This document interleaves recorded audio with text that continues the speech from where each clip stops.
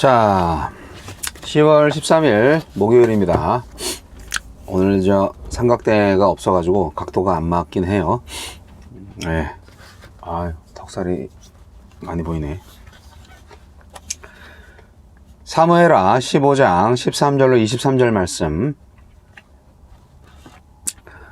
전령이 다윗에게 와서 말하되 이스라엘의 인심이 다 압살롬에게로 돌아갔나이다 한지라.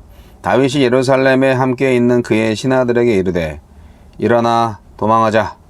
그렇지 아니하면 우리 중 한 사람도 압살롬에게서 피하지 못하리라. 빨리 가자. 두렵건대 그가 우리를 급히 따라와 우리를 해하고 칼날로 성읍을 칠까 하노라. 왕의 신하들이 왕께 이르되 우리 주 왕께서 하고자 하시는 대로 우리가 행하리이다. 보소서 당신의 종들이니이다 하더라. 왕이 나갈 때 그의 가족을 다 따르게 하고 후궁 10명을 왕이 남겨두어 왕궁을 지키게 하니라.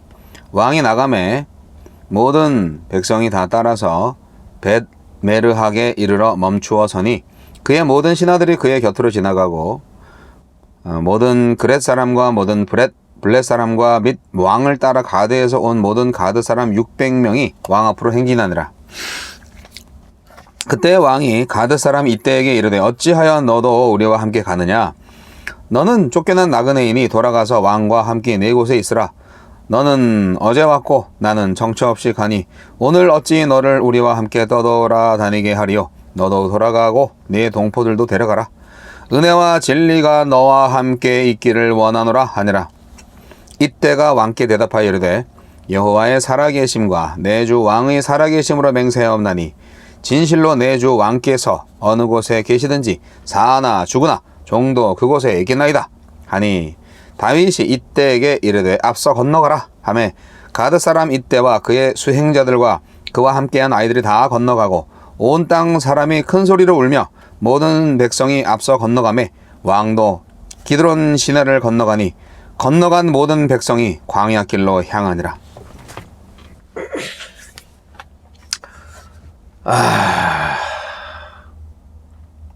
다윗의 인생이 참 기구하다 생각이 듭니다. 다시 광야 길로. 다윗은 압살롬의 반역 소식을 듣고 압살롬과의 충돌과 성읍의 파괴를 막기 위해 서둘러 예루살렘을 떠납니다. 충성스러운 이들은 다윗을 뒤따랐습니다. 하느님은 어떤 분입니까? 다윗은 압살롬의 반역으로 예루살렘을 떠나 피난길에 오르는데 성경은 그 피난길을 광야라고 표현합니다. 사울의 추격을 피해 광야에서 도망쳤던 다윗이 이제는 아들의 추격을 피해서 또다시 광야길로 향하는 것입니다. 우리가 하나님을 등지고 떠날 때 하나님은 우리를 징계하셔서 다시 광야길로 가게 하십니다. 그리고 그곳에서 다시 하나님을 찾고 의지하며 하나님과의 관계를 회복하게 하십니다.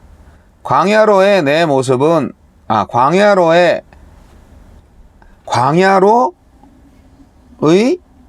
내 모심은 하나님의 광야 내보내기는 회개로의 부르심입니다. 우리에게 주시는 교훈은 무엇입니까? 압살롬이 헤브론에서 반역을 일으켰다는 소식을 들은 다윗의 첫 마디는 일어나 도망하자 였습니다. 단순히 압살롬이 자신을 치러 올까 두려워서가 아니었습니다. 압살롬이 공격해 올 경우 압살롬과의 충돌이 불가피했고 그 과정에서 예루살렘 성이 파괴되고 무고한 백성들이 희생될까 우려했기 때문입니다. 다윗은 위험하고 불리한 상황에서 자신의 안위만 염려하지 않고 예루살렘에 일어날 피해를 생각해서 재빨리 떠나는 선택을 했습니다. 중요한 결정을 내릴 때 내 선택의 기준은 무엇입니까? 사울에게 쫓겨다닐 때처럼 도망자 다윗 곁에는 여전히 죽기까지 충성을 다짐하는 충신들이 있었습니다. 지금은 압살롬 밑에 더 많은 사람이 모여있지만 속여서 빼앗은 민심과 영문도 모른 채 동원된 그 사람들보다 다윗의 뒤를 따르는 아웃사이더들이 훨씬 더 믿음직해 보입니다. 그럴듯한 선동으로 우리를 유인하는 권력을 따르지도 말고 추구하지도 맙시다. 이때라는 사람이요. 이때는 압살롬의 예루살렘 성이 주는 신기루 같은 안전을 버리고 다윗의 광야 가시밭길 도망자 인생을 선택합니다. 나오미를 향한 룻의 인애처럼 그는 죽고 사는 문제보다 다윗을 향한 충성을 더 중요하게 여겼습니다. 하나님 편에 서는 것이 가장 유익하고 가치 있는 선택입니다. 유불리를 따지지 않고 도움이 필요한 이에게 곁을 내어주는 것이 하나님의 편에 서는 것입니다. 주여, 어려움을 당할수록 하나님을 찾고 의지하며 어려움 당한 이들에게 힘이 되는 사람이 되게 하소서. 이때라는 사람이 재밌는 사람이네요. 네, 좋습니다. 가드 사람이라면은 블레셋 사람인데.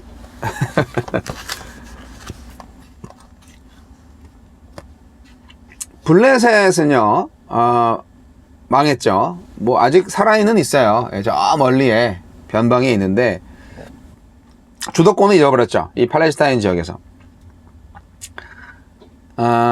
다윗의 공격을 받아서 주권을 잃어버리고, 그래서 그들 중에 많은 병사들이 다윗의 용병으로 고용되었을 겁니다. 예. 이 사람들은 다윗이 압살롬을 피해서 도주할 때 다윗을 경호했습니다. 이 외국인 부대의 책임자는 분하야였고요.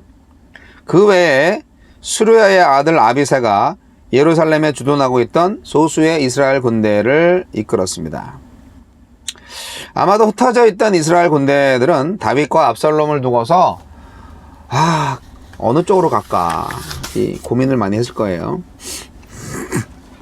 다윗은 싸움은 잘하는 것 같아요. 전쟁에 능한 다윗. 네, 전쟁의 신이에요. 다윗은 어떻게 보면. 압살롬이 반란을 일으켰다.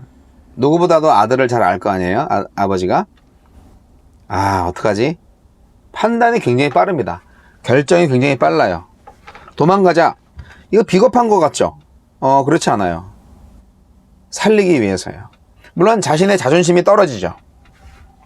그러나 백성들의 생명을 보호하고자 하는, 백성들의 안전을 우선시하고 예루살렘 성에 어떻게 보면 국가 재산이니까 그것을 지키고자 하는 완벽한 통치자의 결정 아니겠습니까? 아들한테 배신당한 참담한 상황, 좀 분노가 치밀었을 거예요. 하지만 한편으로는 나단 선지자가 예언한 게 이루어지는가 봐, 또 그렇게 겸손한 모습으로 깨달음의 다윗이 될 수도 있고요. 참 초라하죠. 왕의 체면이 땅에 떨어진 거죠. 그 아들의 반란 일어났다고 해서 그냥 바로 도망가냐. 참 초라하지만 그래도 그 배은방덕한 아들보다는 의연하게 백성들을 보호하고 이끄는 다윗왕의 모습이 훨씬 더 멋있어 보입니다.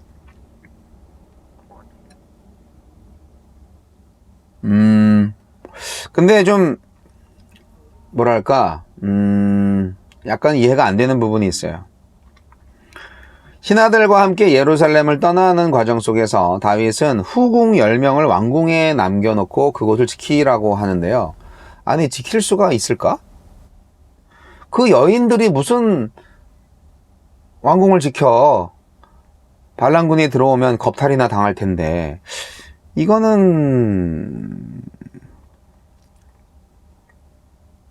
잘 모르겠어요. 네, 이것은 어떻게 보면 다윗의 두 얼굴이에요. 후궁들한테는 그렇게 잘 못하는 다윗이 이방인 용사 이때한테는 또 되게 잘해줘요.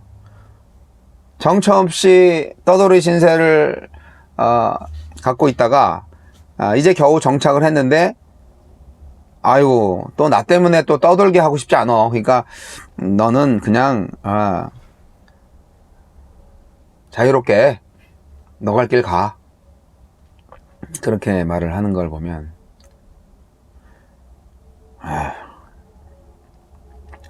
근데 오늘 말씀 속에서 이 말씀이 원래 성경에서 쓰는 말이었구나라는 것을 알게 됐어요. 어떤 말? 이 다윗이 이때한테 축복하면서 얘기하잖아요. 은혜와 진리가 너와 함께 있기를 원하노라. 아, 이게 축복의 말이잖아요. 예수님이 우리 이 세상에 왔을 때에도 은혜와 진리가 충만하더라, 이런 표현이 있는 것처럼. 그리고 또 있어요. 진실로 내 주 왕께서 어느 곳에 계시든지 사나 죽으나 종도 그곳에 있겠나이다. 아, 이런 표현도 우리도 똑같아요. 사나 죽으나 나는 주의 것이로다. 아, 이렇게 고백하는 것이 성경적 표현이다.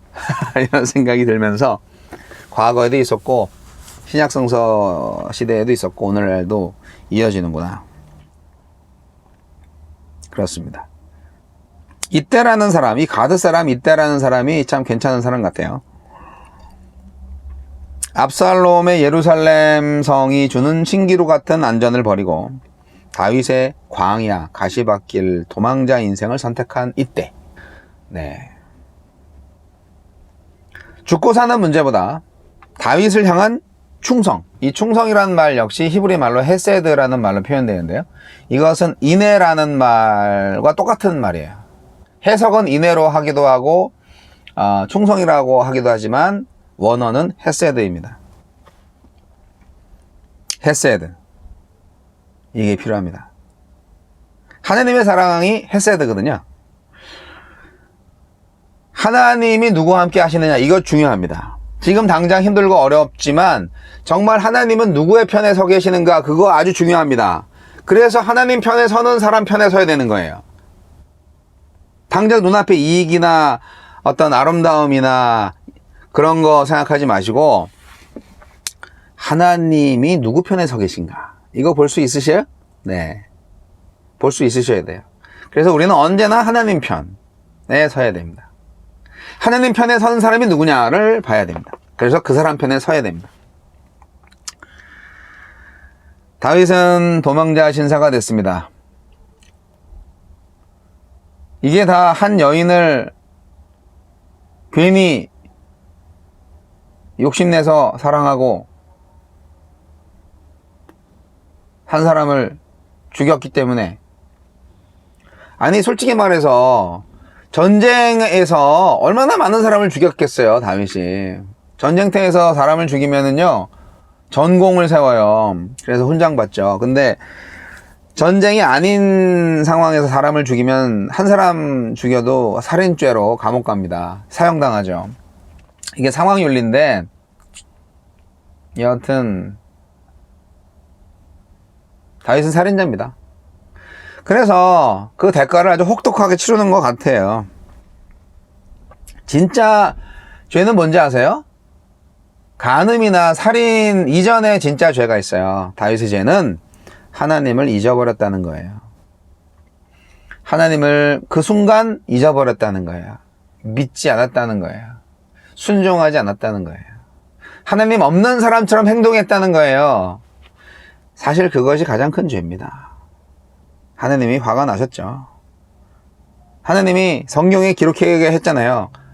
다윗의 그 행위가 악하다고. 악한 다윗이었어요, 그 순간에. 자, 여하튼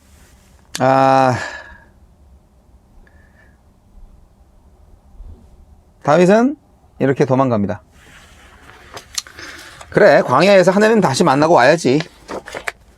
에휴.